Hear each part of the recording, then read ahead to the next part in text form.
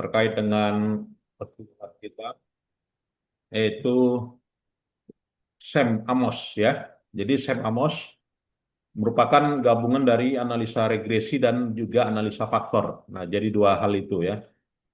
Dan Sam Amos menyelesaikan model persamaan dengan variasi variabel terikat lebih dari satu dan juga punya pengaruh timbal balik ya. Dan Sam Amos ini basisnya adalah basis covariant ya. Jadi kalau basis covariant base CB Sam gitu ya, maka harus ada goodness of fit, maka harus ada uji asumsi klasik yang ketat gitu ya. Nah, itu bedanya antara Sam Amos dengan aplikasi yang lainnya. Oke ya, jadi dia basis covariant. Nah, untuk mengevaluasi langkah-langkah penggunaan Amos di sini, menurut Hare, pertama mengembangkan model teoritis ya, kemudian mengembangkan model diagram, kemudian mengkonversi diagram, ya, kemudian memilih jenis matrik input ya, memilih jenis matrik input termasuk mengestimasi model ya, yaitu measurement model dan juga structure equation model. Dan langkah yang kelima adalah uh, identifikasi model. Langkah keenam adalah evaluasi goodness of fit. Nah, jadi goodness of fit ini ada di Amos ya, sedangkan di Smart PLS tidak ada. Jadi goodness of fit uji kesesuaian. Uji kesesuaian meliputi likelihood ratio statistik, Boltzmann, ya, RMSEA, GFI, AGFI, CMIN-DF, ya, TLI, dan juga CFI. Selanjutnya uji reliabilitas dan uji validitas.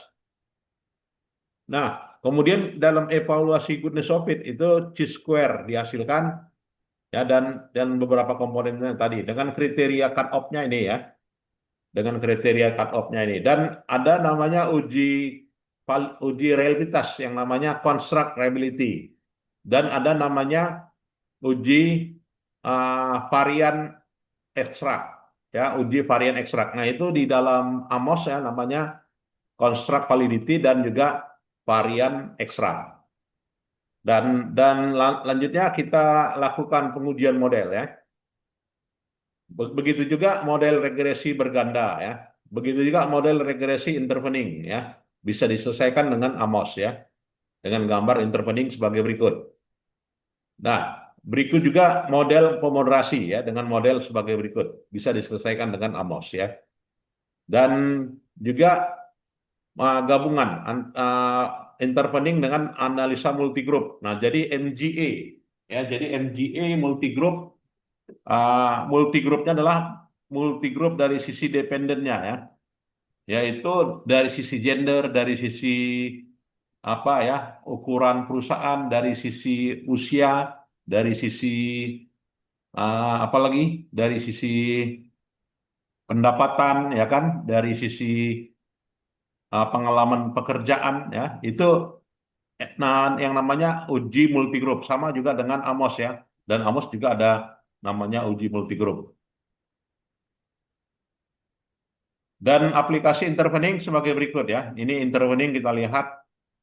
Dan langkah-langkah Amos pertama ketika sudah diinstal ya, Bapak Ibu bisa install dan beli ya di internet gitu ya. Silakan dibeli. Ya, setelah diinstal, nah tentu saja yang dibeli itu pun juga masih bajakan ya. Jadi masih bajakan dan resikonya ada ya, resiko pelanggaran hak cipta gitu ya.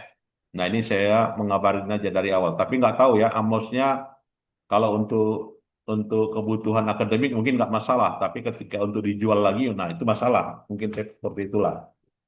Ya. Nah, tampilannya sebagai berikut ya, Amos. Nah, kemudian ada tampilkan data sebagai berikut. Kemudian selanjutnya mediasi, maka akan ditampilkan record perusahaan ya, dan akan ditampilkan data sebagai berikut. Nah, jadi gambarnya ada sebagai berikut. Dan ini juga udah pernah kita praktikkan semuanya. Dan Amos itu ada gambar sebagai berikut, seperti ini ya. Ya, seperti ini. Ya, kemudian juga apa ya? uh, Variabelnya terdiri dari beberapa dimensi, misalnya dimensi brand image ya, atau dimensi kesetiaan, dimensi kepuasan ya sebagai berikut. Ya, kemudian ada uji pengaruh ya dengan menggunakan garis ya sebagai berikut. Ya, dan juga tergambar modelnya sebagai berikut. Ya, kemudian ada pemberian nama ya, unobserved variable. Ya, kemudian akan ada tampilan sebagai berikut ya untuk menampilkan hubungan antar variabel ya dan memunculkan GFI, EGFI, TLI dan sebagainya ya.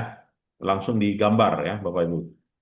Dan dan menu outputnya ya, mana yang dicentang dan untuk menghasilkan output itulah disebut dengan menu analysis properties ya. Jadi di kolom dicentang ya, inilah kolom yang dicentang untuk memunculkan output ya. Dan dan dikalkulasikan ya, dikalkulasikan dengan tampilan file sebagai berikut.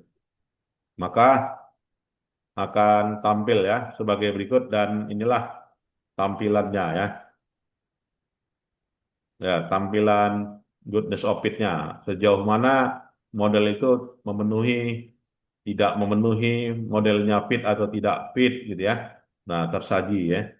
Nah, ini sebagai berikut.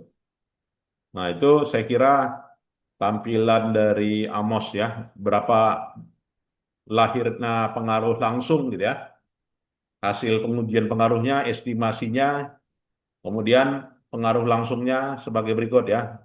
Pengaruh brand image terhadap kepuasan, brand image terhadap kesetiaan, pengaruh kepuasan terhadap kesetiaan. Nah, ini signifikansinya dapat dihasilkan dengan nilai p-value. Sehingga persamaan yang dibentuk itu sebagai berikut estimasinya, persamaan kesetiaan ya dengan persamaan kepuasan gitu ya. Oke, kemudian interpretasinya sebagai berikut. Begitu juga pengukuran pengaruh tidak langsung ya, dihitung dengan pendekatan Sobel test ya. Pengaruh tidak langsungnya Sobel test itu juga bisa kita gunakan dengan menggunakan kalkulator webnya ya sebagai berikut ini. Dan Sobel test itu muncul ya menghasilkan kalkulatornya sebagai berikut ya. Berapa nilai alfanya, berapa nilai betanya, berapa standar deviasinya ya.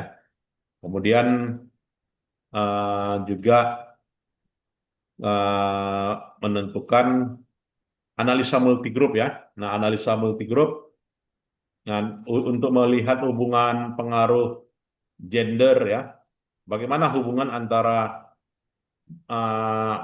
image merek ya kan terhadap kepuasan terhadap kesetiaan melalui kepuasan ya dipengaruhi oleh faktor gender. Laki-laki dengan perempuan mana lebih setia gitu kan terhadap produk ya terhadap suatu produk ya misalnya produk mobil gitu ya lebih setia mana ya orang memilih merek Toyota ya kan merek Honda gitu kan dari sisi gender misalnya. Nah, dari sisi penghasilan mungkin ada perbedaan yang signifikan ya kan. Semakin meningkatnya penghasilan maka merek mobilnya juga meningkat kan gitu ya. Atau juga dari sisi usia semakin tinggi semakin uh, berumur orang maka merek mobilnya juga berbeda gitu kan dengan umur yang sebelumnya. Berarti kan faktor gender gitu ya yang berpengaruh hubungan antara brand image terhadap kesetiaan dengan mediasi kepuasan ya. Nah ini saya kira.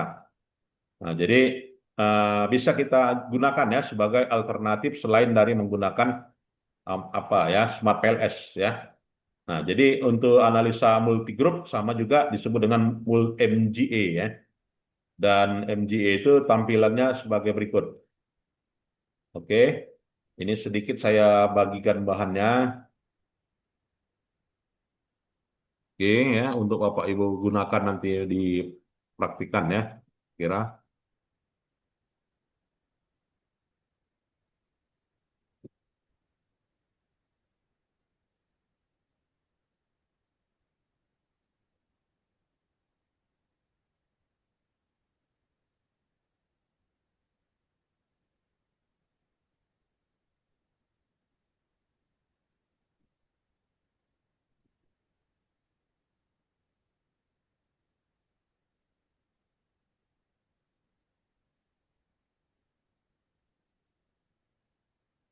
Ya, jadi untuk analisa multigroupnya, ketik buka jendela Amos, lantas pilih data. Setelah data terbuka, klik OK.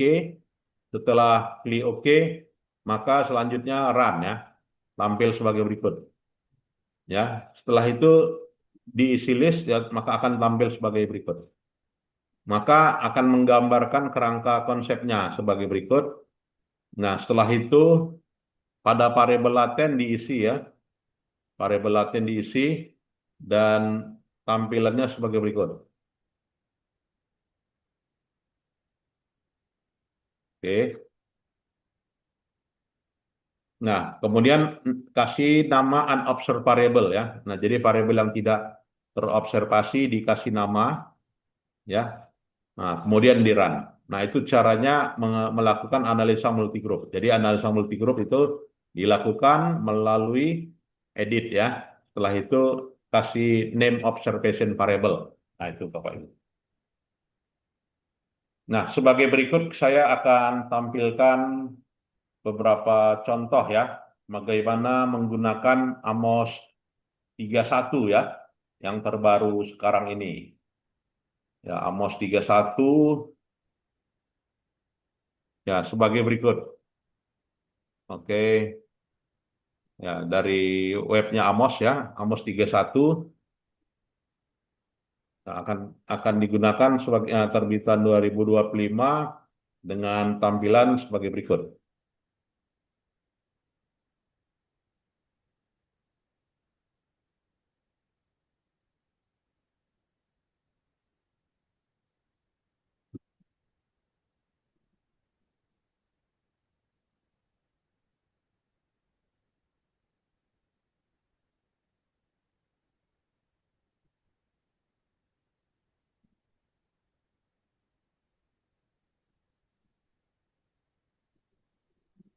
Ya, mungkin ada yang mau berdiskusi, silakan.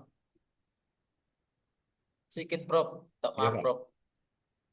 Berarti Smart PLS dengan Amos, Prof mana ya yang lebih lebih ini lebih artinya lebih bisa menjelaskan mana tahu untuk menggunakan pada saat buat disertasi, Ya, Profesor.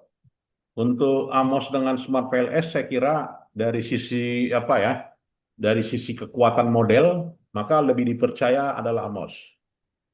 Ya, karena apa? Ya, karena Amos itu menggunakan asumsi yang kuat. Pertama adalah asumsi goodness of fit.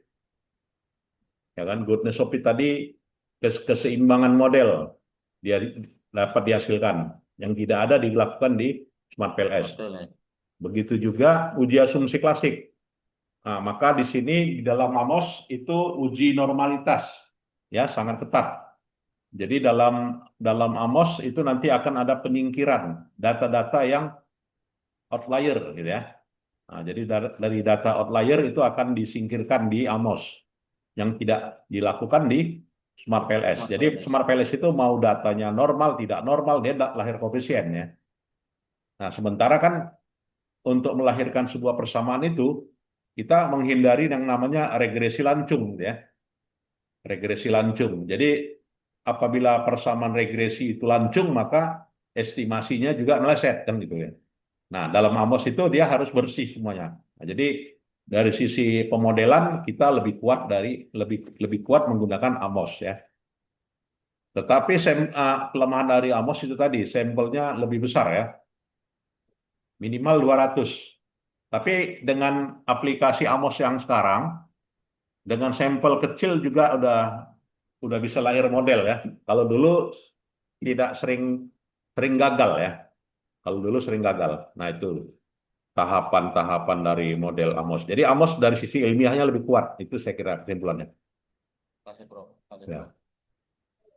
Nah, untuk pengujiannya kita lihat ya. Nah, ini ada beberapa menu-menu ya yang digunakan ya sebagai Bapak Ibu nanti gunakan dalam disertasinya ya. Ada 700 halaman ini. Caranya kita menggunakan Amos ini ya.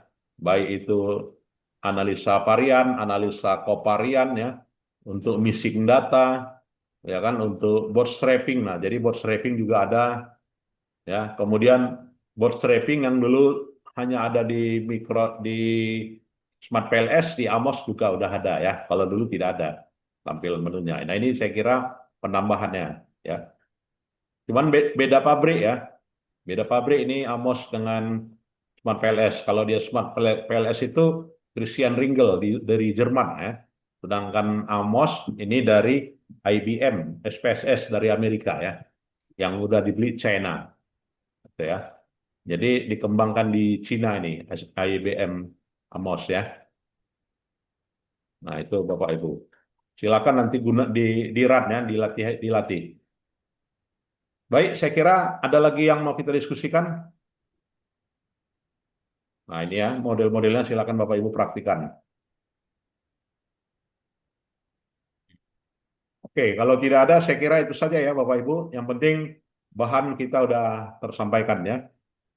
Satu lagi, Prof, mohon maaf, Prof. Iya, Kita kan sedikit agak worry di legalitas itu. Karena iya betul. di Amos ini sepertinya versi memang lebih rendah. Tapi kalau di Smart Palace kan udah sampai di atas Amos punya versinya. Cuman di legalitasnya lah, mohon saran, Prof. Eh, kita kan kok di sempat di disertasi, satu saat ada masalah, itu kan jadi eh, batu sandungan. Jadi mohon saran mana lah lebih baik kita satu saat untuk kita pelajari ke disertasi. Terima kasih, Prof. Iya Pak. Jadi kalau saya kira, kalau untuk kepentingan disertasi itu tidak banyak Pak ya, tidak banyak Ya, pengolahan aja. tidak banyak masalah menurut saya ya dari sisi Amosnya. Karena untuk pengembangan pengetahuan, Bapak disertasi gitu kan, Oh ya, Prof. pakai aplikasi Amos gitu kan, Ya, Prof. tebalnya 300 halaman, 400 halaman gitu kan. Nah ini kita gunakan Amos yang banyak beredar dijual gitu kan. Saya kira untuk kepentingan akademik resikonya nggak ada gitu kan. Tapi Betul, tetap Prof. kemungkinan juga ya saat tergantung Amosnya kan gitu ya, tergantung IBM-nya mau Iya, nggak, gitu kan? Tapi udah berlangsung pengalaman ya, udah 25 tahun nggak ada masalah. oke, oke. Ya anak-anak yang menggunakan mulai dari SMA, SMP kan menggunakan SPSS dari dulu sampai sekarang nggak ada, Iya, iya, Prof. ya nggak ada Pak. Jadi nggak ada masalah. Makasih, Kecuali Prof. mungkin Bapak reproduksi dijual ulang gitu kan. Oke, Artinya oke, oke, oke. pakai ini untuk kepentingan riset pabrik misalnya kan. Oke. Mungkin itu kalau untuk perusahaan besar digunakan ya mungkin masalah gitu kan. Tapi kalau untuk akademik nggak ada masalah. Itu saya kira Pak. Makasih, Prof. Makasih, Prof. Ya. Baik Bapak Ibu sekali lagi ada lagi? Ya, kalau tidak ada minggu depan kita lanjutkan yaitu Atlas ya. Atlas sudah ya Pak? Belum ya? Belum, Prof. Belum ya. Oke. Belum. Kita mengenal Atlas sedikit ya. Ya, saya kira itu saja dan Amos kita anggap udah selesai dan saya suka ini Amos sebenarnya. Kalau mau buat tulisan ya cantik sekali model-model paper kita menggunakan Amos ya. Saya kira recommended lah Bapak Ibu gunakan di dalam disertasinya dan papernya. Itu saya kira. Makasih, Prof. Ya, baik. Terima kasih dan selamat pagi ya. Selamat Ya. pagi. Terima kasih. Assalamualaikum warahmatullahi wabarakatuh. Waalaikumsalam Terima kasih, Prof. warahmatullahi Ya, boleh Terima meninggalkan kasih, ruangan. Prof. Makasih, Selamat Prof. pagi, Prof. Ya, Prof.